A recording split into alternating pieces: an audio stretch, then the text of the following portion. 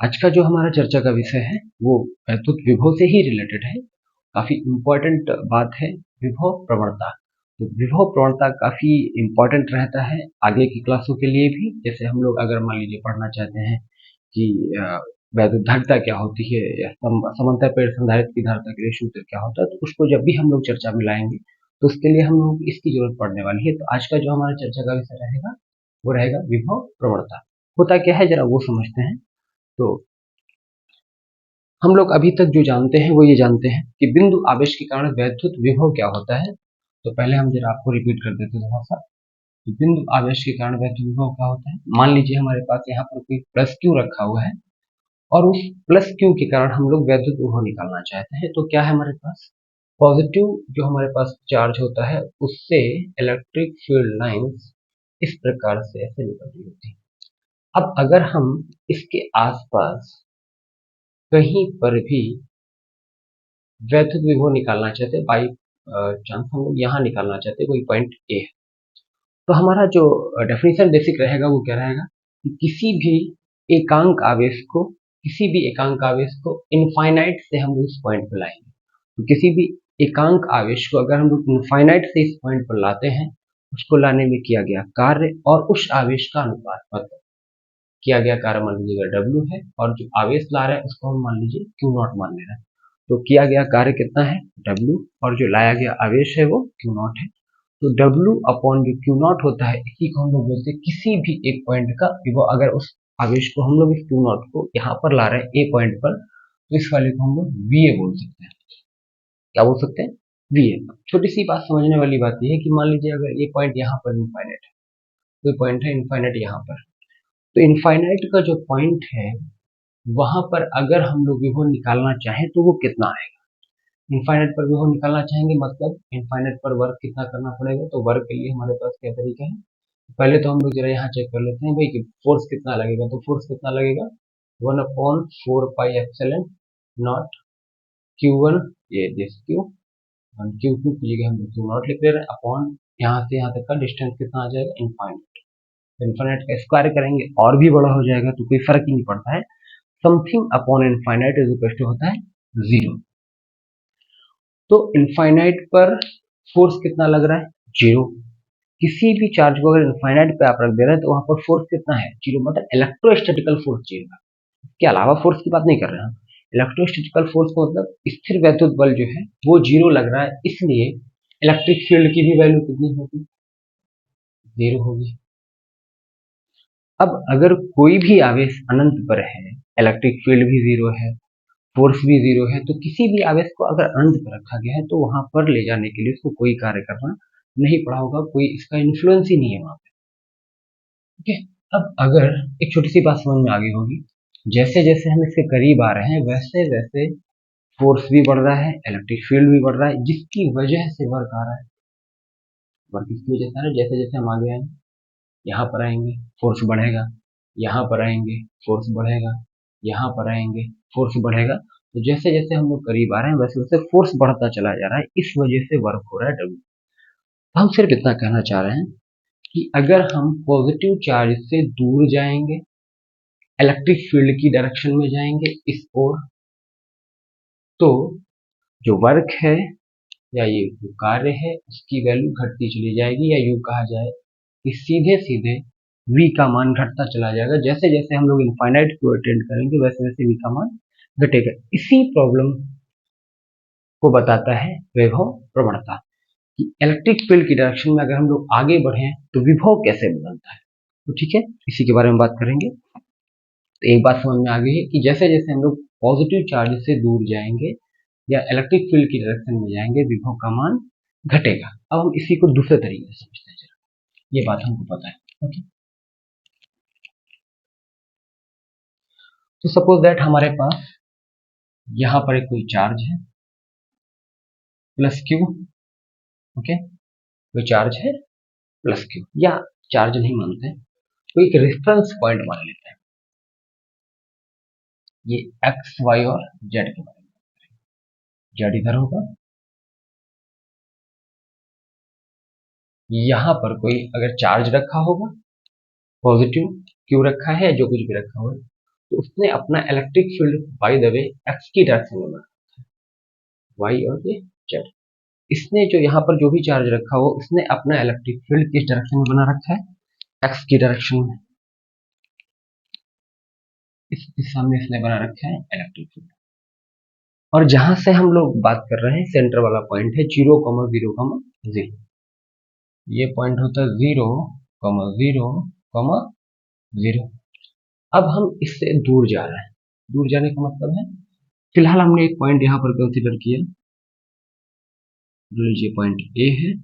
तो यहाँ का जो हमारे पास विभव आ जाएगा, वोल्टेज आएगा, वो क्या है, वी आ जाएगा।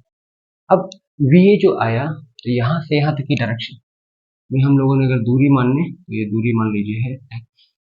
दूरी कितनी है, एक्स। यहाँ का कुछ विभव है। अब इससे थोड़ा सा और आगे चलते हैं हम लोग, यहाँ पहुंचे। तो इलेक्ट्रिक फील्ड की डायरेक्शन में जाने पर हमको एक बात कंफर्म है कि विभव का मान घटता है। यहाँ का विभव, इस पॉइंट को अगर हमने बी माना है, तो यहाँ का विभव कितना आ जाएगा, वीबी। और यहाँ से लेकर के यहाँ तक की डिस्टेंस कितनी आ जाएगी, एक्स। इसको 1 बोल रहे हैं और इसको x2 बोल रहे हैं। तो दो डिस्टेंस है, दो पॉइंट हैं, सेंटर पॉइंट से दो डिस्टेंस है। ये केवल एक रेफरेंस पॉइंट है कि सारी दूरियां हम लोग कहाँ से कंसीडर कर रहे हैं। तो यहाँ से यहाँ तक x1, यहाँ से यहाँ तक x2। विभव में परिवर्तन अगर हम देखें कि ए पॉइंट से बी पॉइंट अगर हम लोग गए हैं या इस दिशा में आगे बढ़ रहे हैं, तो विभव में कितना परिवर्तन आ रहा है, जिसको हम लोग क्या बोल सकते हैं, डेल्टा वी।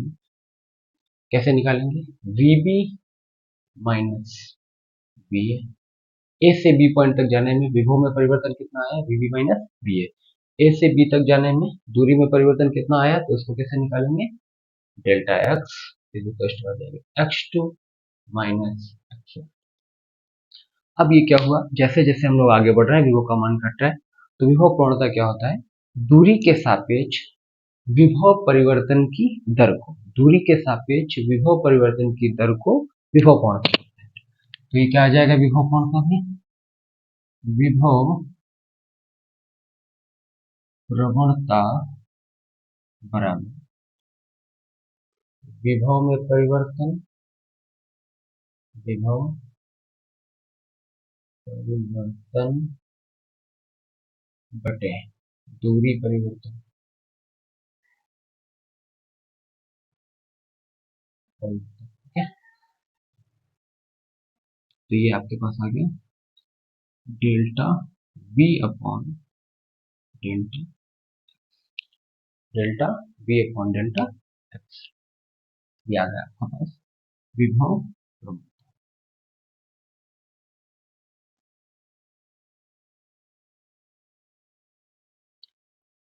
इसी को अगर हम लोग थोड़ा सा और मॉडिफाई करें, तो हम लोग लगा सकते हैं limit delta x tending to 0, delta v upon delta x. जब भी हम लोग लिमिट लगा देते हैं डेल्टा एक्स टेंडिंग टू 0, या किसी को भी बहुत छोटा स्मॉल कर देते हैं, तो ये सारी चीजें डिफरेंशिएशन में कन्वर्ट हो जाती हैं। यहाँ आ जाएगा dv upon dx, dv upon dx। अब एक छोटी सी बात जो बुक्स वगैरह में रहती है, कि जो विभव प्रवणता की डेफिनेशन लिखी होती है, वो लिखी होती है दूरी के सापेक्ष विभव परिवर्तन की ऋणात्मक दर को विभव प्रवणता कहते हैं। तो वो लोग क्या करते हैं, यहाँ पे एक माइनस लगाते हैं, हम भी लगा दे रहे हैं। अभी माइनस क्या बता रहा है, माइनस ये बता रहा है कि जैसे जैसे हम लोग आगे बढ़ेंगे वैद्युत क्षेत्र की दिशा में, वैसे वैसे विभव का मान घटता है। तो केवल इतना ही प्रदर्शित कर रहा है कि विभव का मान घट रहा है। ओके, तो एक आपके पास आ गया ये विभव प्रवणता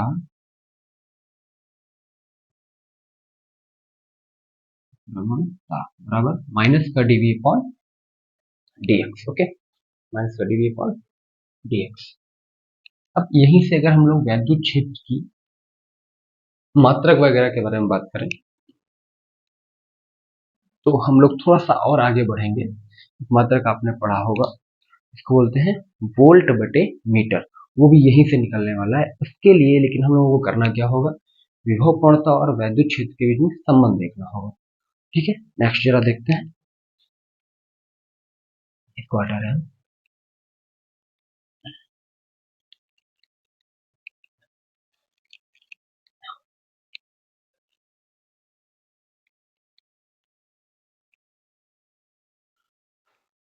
नेक्स्ट है हमारे पास विभव पूर्णता और वैद्युत क्षेत्र के बीच में संबंध।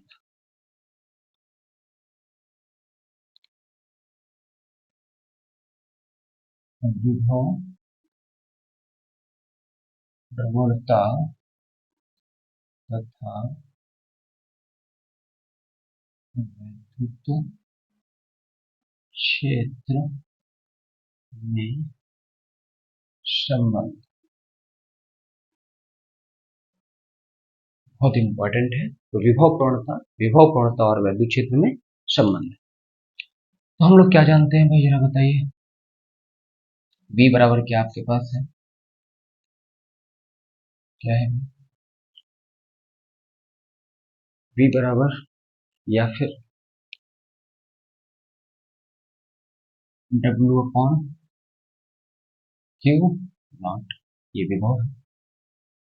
V बराबर W अपॉन Q नॉट। इसको हम लोग कुछ ऐसे भी लिख सकते हैं, विभव में परिवर्तन आंसर किया गया कार्य। तो क्या लिख सकते हैं, डेल्टा V बराबर delta W upon Q not. एकांक आवेश को अनंत से वैद्युत क्षेत्र तक लाने में किया गया कार्य। देखिए जरा, delta V is equal to, इसको क्या लिखा जा सकता है, कार्य है। कार्य क्या होता है, बल इंटू बल की दिशा में विस्थापन। बल मान लीजिए F लग रहा है, इलेक्ट्रोस्टैटिक फोर्स, और बल की दिशा में विस्थापन। तो इसको यहां से यहां तक शिफ्ट किया गया है, तो कितना लिखेंगे अपन, डेल्टा एक्स अपॉन क्या चल रहा है, क्यू नॉट। अपॉन क्या चल रहा है, q naught, F into delta x upon q. तो delta V is equal to F into delta x upon q not.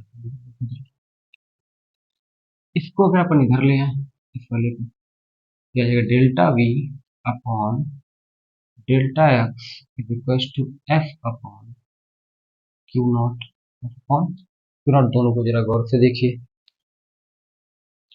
ये आपके पास लिखा हुआ है ई इलेक्ट्रिक फील्ड, और ये आपके पास लिखा हुआ है विभव प्रवणता।